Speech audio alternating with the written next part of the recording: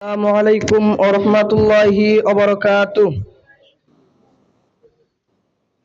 আলহামদুলিল্লাহি ওয়াহদা ওয়াসসালাতু ওয়াসসালামু আলা মান লা নাবিয়্যা বা'দা আম্মা বা'দ। আউযু বিল্লাহি মিনাশ শাইতানির রাজীম। ওয়া করনা ফি বুয়ুতিকুন্না ওয়া লা তাবাররুজনা তাবাররুজাল জাহিলিয়াতিল উলা।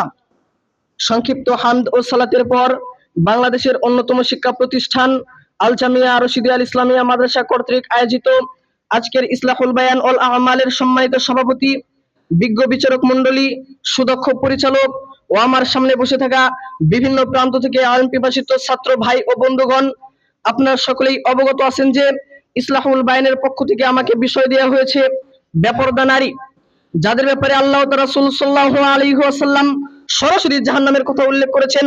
বেপরদা নারী তাদের অন্যতম, যা মানুষের জাহান্নামে যাওয়ার অন্যতম মাধ্যম, মানুষের ঈমান ধ্বংসের কারণ বটে।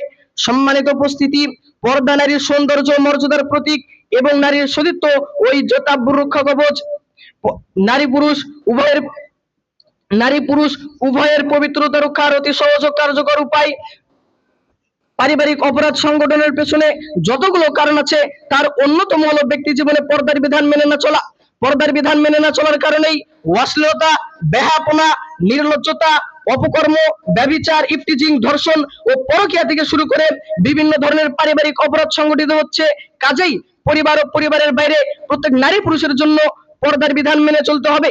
এ ব্যাপারে আল্লাহ সুবহানাহু ওয়া তাআলা পবিত্র কোরআনুল কারীমের সূরা আহজাবের 33 নম্বর আয়াতে বলেন, আউযু বিল্লাহি মিনাশ শাইতানির রাজীম ওয়া করনা ফি বুয়ুতিকুন্না ওয়া লা তাবাররুজনা তাবাররুজাল জাহিলিয়াতিল উলা। তোমরা নিজ গৃহে অবস্থান করো, প্রাচীন জাহিলি যুগের নারীদের মতো নিজেদেরকে প্রদর্শন করো না। জাহিলি যুগে নারীরা নগ্ন, অর্ধনগ্ন হয়ে নিজেদেরকে প্রদর্শন করত, যাকে বর্বরতা ও অসভ্য বলা হয়েছে। আমাদের নারীদেরকে এর নির্লজ্জতা, অশ্লীলতা ও বেহাপনার পথ অবলম্বন করতে আল্লাহ সুবহানাহু ওয়া তাআলা আয়াতে কঠোরভাবে নিষেধ করেছেন। এ ব্যাপারে আল্লাহর নবী সাল্লাল্লাহু আলাইহি ওয়াসাল্লাম বলেন, আন আবি হুরায়রা রাদিয়াল্লাহু তাআলা আনহু قال, আবু হুরায়রা রাদিয়াল্লাহু তাআলা আনহু থেকে বর্ণিত, তিনি বলেন, قال রাসূলুল্লাহ সাল্লাল্লাহু আলাইহি ওয়াসাল্লাম, আল্লাহ রাসূল সাল্লাল্লাহু আলাইহি ওয়াসাল্লাম বলেছেন, আল হায়াতু মিনাল ঈমানি, লজ্জাই হচ্ছে ঈমান, ওয়াল ঈমানু ফিল জান্নাতি, ঈমান হচ্ছে জান্নাত লাভের মাধ্যম। মিশকাত হাদিস নাম্বার 5077। উপরিউক্ত আয়াত ও হাদিস থেকে আমরা বুঝতে পারলাম যে মহিলাদেরকে নিজ গৃহে অবস্থান করতে হবে। প্রয়োজনবশত যদি তাদের বাইরে যেতেই হয়, তাহলে তাদের পূর্ণ পর্দা করে যেতে হবে। মূলত পর্দাই হচ্ছে মহিলাদের শ্রেষ্ঠ গুণ, কারণ যাদের পর্দা নেই তাদের লজ্জা শরম নেই, আর যাদের লজ্জা নেই, ইবাদত বন্দিগির ভালোবাসা তাদের নিকট থেকে দূরে সরে যায়। কাজেই প্রত্যেক মুমিনা মহিলার জন্য কোরআন হাদিস অনুসারে পর্দা করা জরুরি এবং লোক দেখানো পর্দা পরিহার করা আবশ্যক। এ ব্যাপারে আল্লাহর নবী সাল্লাল্লাহু আলাইহি ওয়াসাল্লাম অপর এক হাদিসে বলেন, আন ইবনে মাসউদ আনিন নবী সাল্লাল্লাহু আলাইহি ওয়াসাল্লাম, ইবনে মাসউদ রাদিয়াল্লাহু তাআলা আনহু বলেন, রাসূল সাল্লাল্লাহু আলাইহি ওয়াসাল্লাম বলেছেন, আল মারাতু আওরাতুন, নারী হচ্ছে গোপন বস্তু, ফাইজা খরাজাত, যখন সে তার ঘর থেকে বের হয়, ইস্তাশরাফা শাইতানু, শয়তান তাকে নগ্নতার প্রতি ক্ষিপ্ত করে তোলে। মিশকাত হাদিস নাম্বার 3109। পর্দা একটি ফরজ বিধান। কোরআন ও হাদিসে এর ব্যাপারে বহু দলিল রয়েছে।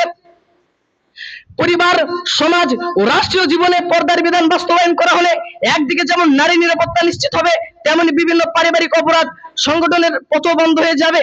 অতএব যে কোনো মূল্যে মুসলিম নারীর হিজাব পর্দা বজায় রাখার জন্য সর্বাত্মক চেষ্টা তৎপরতা অব্যাহত রাখতে হবে, যাতে করে এই ফরজ বিধান বন্ধ না হয় এবং মুসলিম নারীরা হায়নাদের লোলুপ দৃষ্টির শিকার এবং তাদের খোরাকে পরিণত না হয়।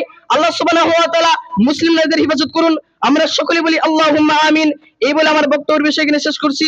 আসসালামু আলাইকুম ওয়া রাহমাতুল্লাহি ওয়া বারাকাতুহু।